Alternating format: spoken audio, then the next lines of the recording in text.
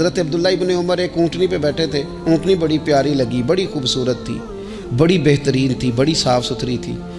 तो 2-3 दफ़ा अपने ग़ुलाम से कहा, यार बड़ी प्यारी है, बड़ी खूबसूरत है, देखो इसका चलने का अंदाज़ कितना निराला है।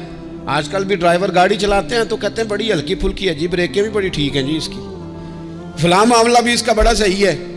वो इतनी पसंद आई ऊँटनी, तो ऊँटनी से उतरते ही फ़ौरन कहने लगे, इसको निशान लगा के कुर्बानी के जानवरों में छोड़ दो, ये ज़्यादा प्यारी है, इसे रब के रास्ते में खैरात करेंगे। क्यों? एक बारीक नुक्ता सूफिया ने बयान किया है। अल्लाह के नेक बंदे कहते हैं किसी जगह भी तुम्हारा दिल अल्लाह रसूल के मुकाबले में उलझना नहीं चाहिए। कोई ऐसी चीज जो रुकावट बन रही हो, रुकावट,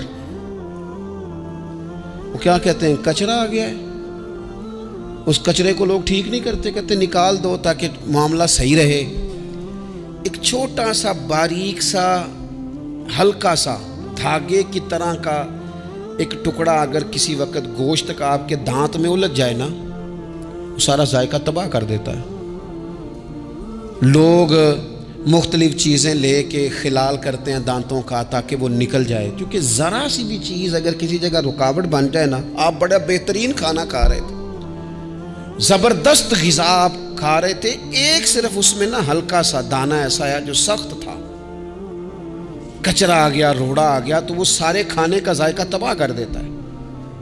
बाज़ लोग ऐसे होते हैं कि एक बाल निकल आए ना कभी खाने में से तो खाना छोड़ देते हैं, कहते हैं यार ये सारा जायका ख़राब हो गया। हमारे साथ ये हुआ है, ये तो है ना दुनियावी मामलात, इसी तरह का मसला रूहानी ज़िंदगी में होता है। कई दफ़ा ना हम मानने को तैयार नहीं होते, लेकिन हमारे ऊपर दौलत की मोहब्बत पूरी तरह सवार होती है, वो सजदे में ज़ौक़ आने नहीं देती। शोहरत की मोहब्बत पूरी तरह सवार होती है, वो दुरूद व सलाम का, जिक्र का, इबादत का जायका लगने नहीं देती। वो जो कहा था ना, वल्लज़ीना आमनू अशद्दु हुब्बन लिल्लाह, ईमान वाले सबसे बढ़कर अल्लाह से प्यार करते हैं, सबसे बढ़कर रसूलुल्लाह सल्लल्लाहु अलैहि वसल्लम से मोहब्बत करते हैं। क्यों कहा गया था? इसलिए कि इन मोहब्बतों के मुकाबले में ज़रा भी कोई और मोहब्बत आती है, रूहानी जायका ख़राब कर देती है। हमारा दिल नहीं लगता, हम बोर होते हैं, हम परेशान होते हैं। मसला ये है कि जिस दिल में सिर्फ रब रसूल को होना चाहिए था, वहाँ शोहरत आ गई है, शोहरत की मोहब्बत आ गई है, दिखावा आ गया है, माल आ गया है, कई कई किस्म के हमने बुत माज़अल्लाह इकट्ठे कर लिए, और फिर वो सारी कैफ मस्ती आए। ये कैसे हो सकता है? हज़रत अब्दुल्ला इब्न उमर रज़ी अल्लाह ताला अन्हु के पास एक गधा था। हम पंजाबी में तो कहा करते थे कि बड़ा साऊ जानवर है, बड़ा धीमा है, बड़ा अच्छा है, सवारी भी करते थे उस पर बोझ भी रखते थे, और भी कई काम, जानवरों का चारा भी उस पर रख के लाया जाता था। बहुत सारे लोग उसकी तारीफ़ करते थे कि जाहिर है उस वक़्त ये जानवर हर घर की ज़रूरत होते थे।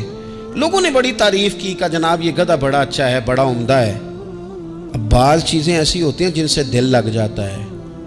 कुछ नौजवानों ने घरों में बिल्ली रखी होती है, घोड़ा रखा होता है, जानवर रखे होते हैं, उनकी पूरी तवज्जो इन्हिमाक। हम देखते थे देहातों में कि बुजुर्ग अगर कहीं चले जाते थे सफ़र पे, तो वहाँ से भी पैगाम भेजते थे कि गाय को चारा डाला कि नहीं, भैंस को निकाला कि नहीं, तुमने बाड़े से धूप छाँव का ख्याल किया कि नहीं।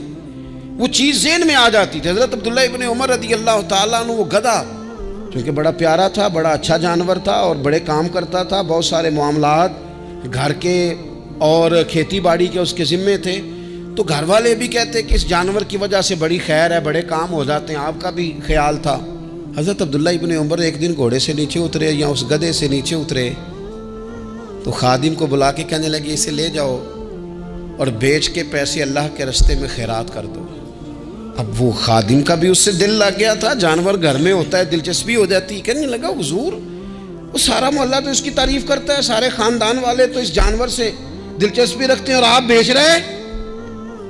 आप फरमाने लगे जिस तरह सब का दिल इसकी तरफ है ना कि अच्छा जानवर है, मेरा भी हो गया है, लेकिन मैं अपने दिल को सिवाय रब और रसूल के किसी और तरफ होता देख नहीं सकता। आज़म बला से अपनी वो हस्ती ही क्यों ना हो, आज़म बला से अपनी वो हस्ती ही क्यों ना हो, जो चीज़ उसकी राह में हायल हो फूंक